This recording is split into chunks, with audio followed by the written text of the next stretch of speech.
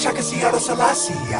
Maybe my sovereignty will still be mine. If all the gangs in the world unify, be standing chance against the military tonight. And shalom and salam ties. Always again here, Lidj, Yefdeyah, Johannes Manuel, Rastafari-Renaissance.com. And of course, continuing on with our reports, as usual, we get to our, I guess you can say, follow-up with much of the China-U.S. trade war, but in a more interesting development here. As such, the U.S. government plans to counter, or at least challenge, Chinese dominance in lending to developing countries. And here from the China-Africa Project shows here how they plan to do so. The China-Africa Project, of course, the podcast and also blog can be checked out at ChinaAfricaProject.com, spearheaded by a one Cobus Van Staden and Eric Olander. So here the report reads as such, and a very interesting one. U.S. President Donald Trump signed the Better Utilization of Investments Leading to Development, also known as the BUILD Act, into law on October 5th, creating a powerful new development finance organization that is aimed at challenging China's dominance in lending to developing countries.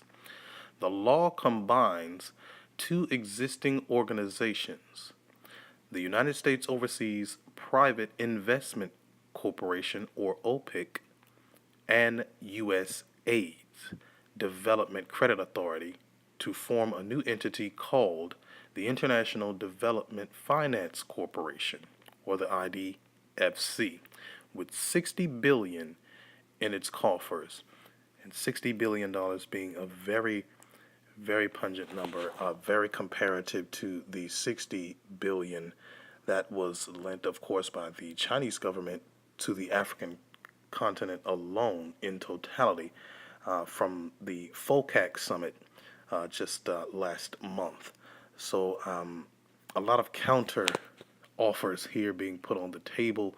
But here, as we continue on in the report, although U.S. officials and other IDFC supporters often tout the new agency as an alternative for developing countries from borrowing money from China, the reality is that this new agency will actually compete very little, if at all, with China's development finance institutions.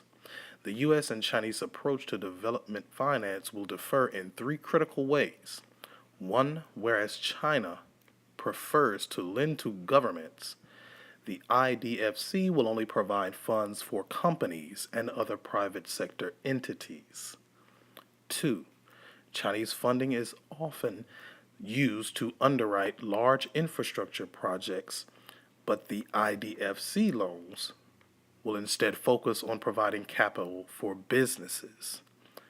Three, market considerations typically do not factor very high in China's lending priorities, whereas IDFC loans will be intended to fill gaps in the market that are otherwise unfulfilled. Supporting business in Africa, Asia, and other developing regions is definitely part of the IDFC's mandate, but the agency is also unapologetically designed to support U.S. businesses in these markets. The IDFC will offer U.S. companies more assistance as they enter new, challenging markets and will act as a critical catalyst in new investments helping to mitigate risk, said Aubrey Ruby, a Washington, D.C. based Africa analyst at the Atlantic Council and an avid IDFC supporter.